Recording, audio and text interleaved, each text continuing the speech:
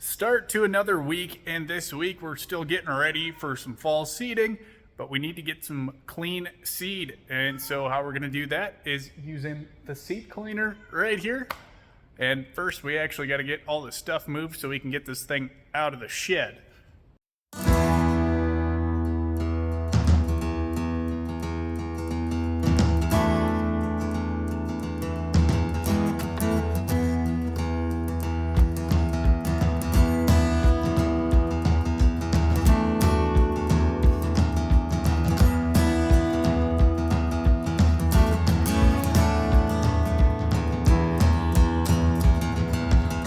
Pretty much all set up at this point.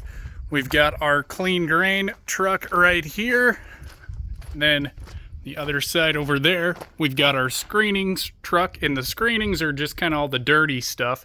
So we've got clean, dirty, and then our actual seed, which is just normal wheat right now, but that's in the semi. So that'll get dumped into the top of it. It'll go through and get separated between the clean and dirty stuff. Then when we're actually running, I'll kind of walk you guys through how this thing all works here, but I'm gonna kind of need a refresher on it too from the boss, because I don't remember 100% either how it works. So in goes the normal wheat, out comes the clean wheat, and then the dirty wheat goes into that truck. We're slowly cleaning away here. Not a very fast job.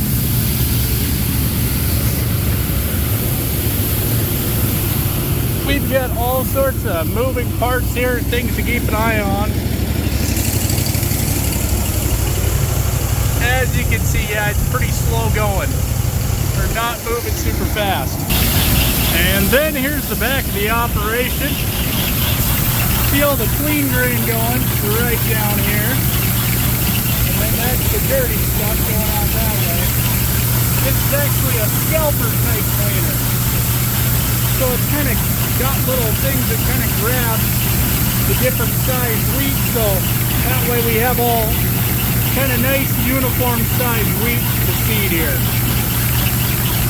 And all the irregular size stuff and all the dirty stuff goes out that way. There's kind of a lot of stuff to this thing though. So kind of how this thing works is it's on different levels here. So when it goes in at the top, it's got the fan up there, and that just kind of helps get all the really small stuff and all the chaff and stuff blown out. It goes down to the next level, starts getting scalped here. You can see there's kind of that dirty straight from the second level, and then after it goes through that one, goes out the back, gets dropped down into the third level where it kind of gets sized again. As you can see, it picks it out here, and when it's picking on this bottom level, it's kind of bringing up the correct size wheat, and then it dumps it in the little tiny middle circle area here, and that is where our clean grain is. And then everything else ends up in the bottom, out, and into our screening. When we're on the front of the machine here again, you can kind of feel the internals. This is the second level of the pickers. These two big ones right in here. You can actually kind of see where it drops it out on this back side here into that third picker. See the other one underneath it down there too. Then on the top of the semi here, we can actually see just how slow this is. It is just barely going down there. Kind of like watching a paint dry, just about. Maybe a little tiny bit faster, but not a whole lot. So yep, just a slow operation, just kind of keeping an eye on everything we're doing over here. Well, another nice morning. We actually ended up getting our seed all cleaned last night. Ended up being sort of a late night. But we've got about 500 bushels, or a little over 500 bushels of nice clean wheat now. So we do have some seed, but we still have to see if we can get our Flexicoil going. We can actually get that seed in the ground. But next thing we're going to do is just clean all this stuff up. I'm going to blow the cleaner all out here, get everything moved, and put away here. It took all morning, but we finally got the cleaner all cleaned off, put back together, ready for storage again. But what we're going to do is take that clean wheat, we're actually going to put it in the semi, that way we can treat it and then put it back in the truck. And then with the screenings, aka the dirty stuff, we're actually just going to throw that back in the bin and sell that stuff this winter probably. Sitting in the T6 and got the auger set up in the bin. Almost feels like we're in harvest mode again here. Except we got just a little tiny bit in the back of the truck here today. We're just going to throw that in that bin because that bin has winter wheat in it. So we're back here behind the canola bin. And we've got a fan that we're going to hook up here. So what we do here, just take that little lid off there. Then I'll shove that thing in there. It's going to take both hands though. But what we're doing is we're just going to kind of help try to dry out the canola a little bit more. It was a little bit green in some spots when we were cutting it. So that way it's not super green sitting there in the bin. That way it doesn't get moldy or anything like that. But then we'll get back to working on the air seeder.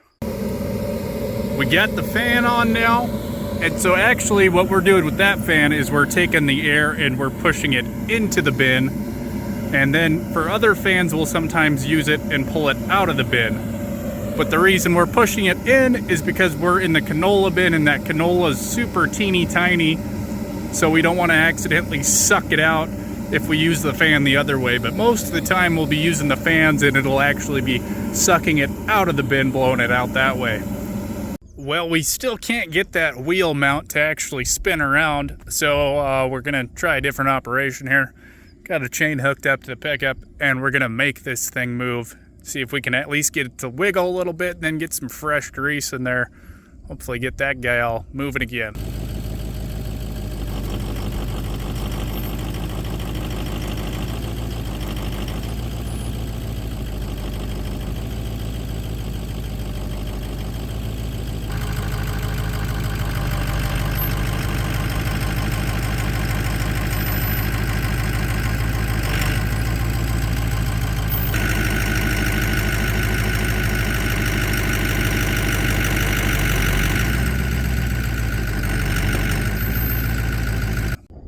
So most of the air seeder is ready to go except for this guy right here. Still won't turn, so what we're gonna actually end up doing now is just kind of heating up the whole thing, and then we're gonna end up putting a little bit of some penetrating oil in there once it's nice and hot.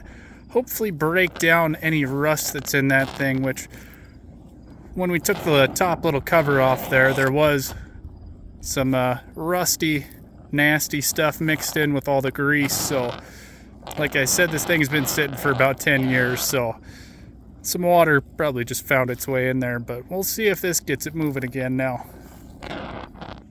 Well, I think the torching did it last night. After we used the torch and then warmed it up and put a bunch of penetrating oil in there, this thing finally actually moves now. So that is very good to see that thing working again, and yeah, we should be all ready to go now. I actually have to go help my dad quick this morning, but then I'll be back and hopefully we'll get a little seeding done. I figured I'd show you guys off our seed treating setup. So this is our actual treat that we use right here, and then we transfer it over to this keg. And this keg we pressurize with air, and then it runs into our actual treater over there. And then this is just our power unit to run this little auger here. So the clean winter wheat comes out of the semi, goes through the auger, and then into our little treater. So then you use all these little nozzles and stuff to adjust how much treat you're actually putting on your seed. Just kind of depends on how wet it is.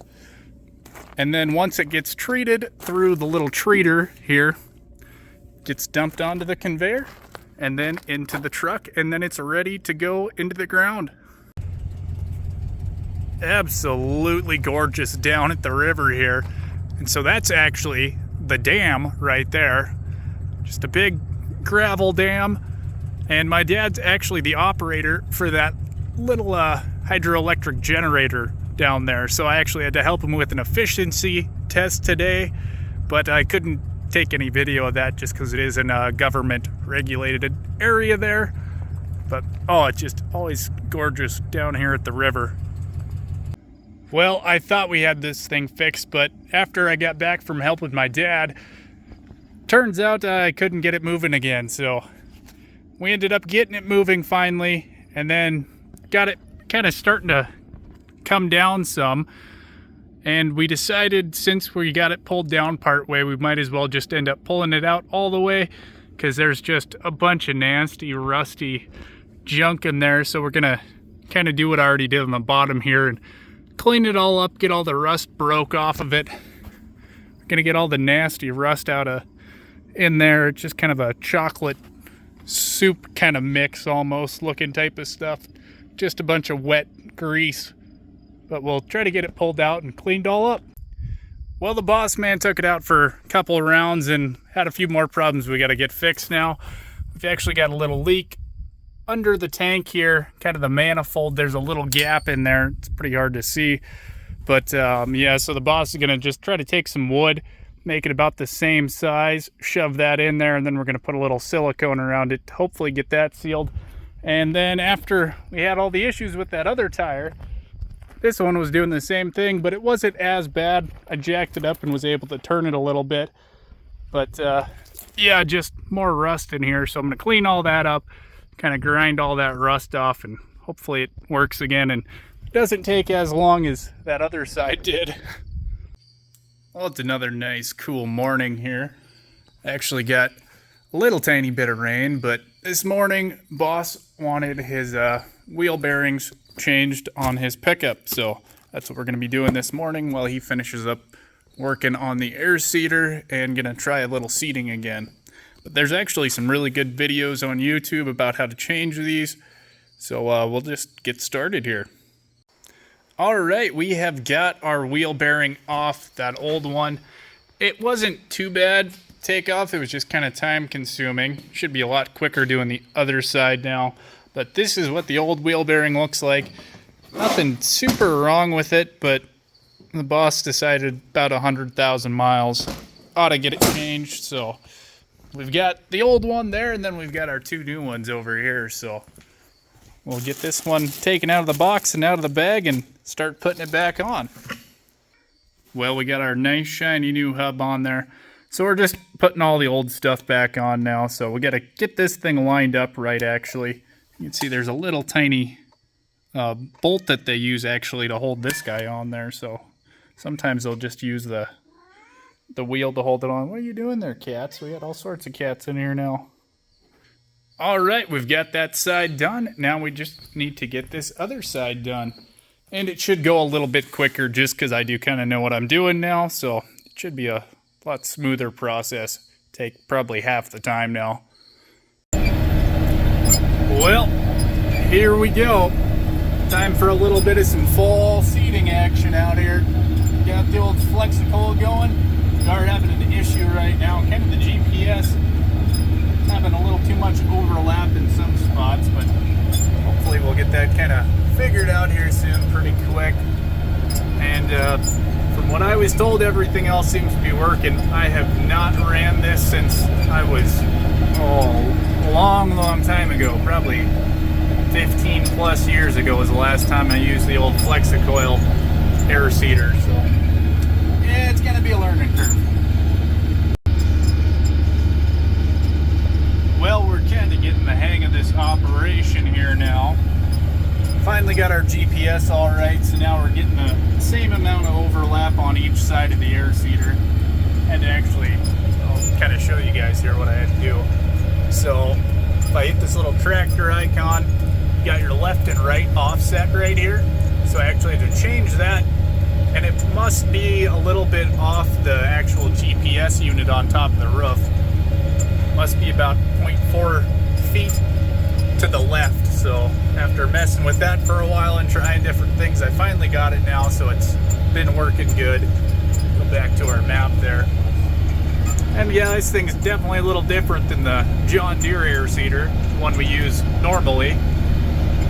It's all manual and stuff, so instead of just clicking the button and it turns itself off and on, when I lift it out of the ground at the end, I gotta flip this switch and it actually shuts off the meters.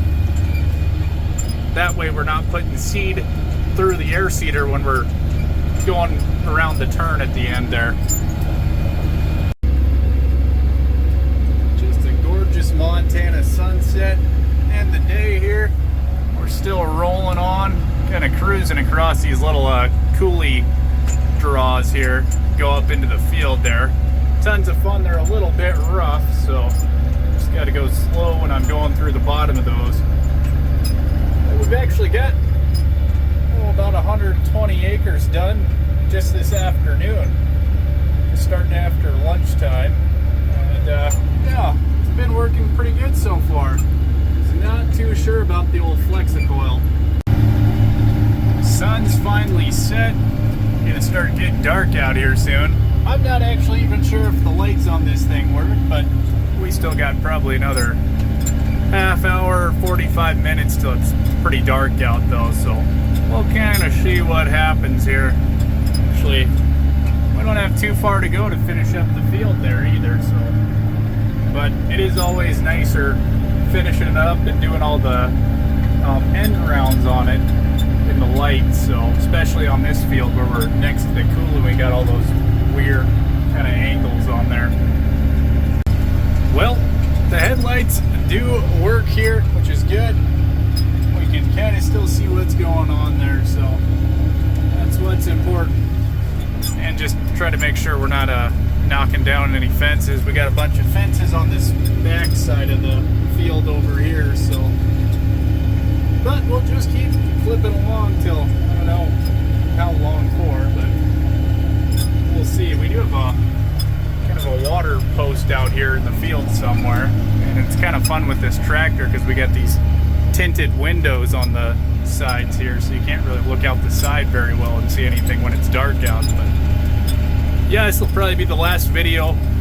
So if you guys have any questions or things you want to see on the tractor and air seeder, let me know in the comments, and then I can try to add them to the video for next week. So I'll see you guys next week.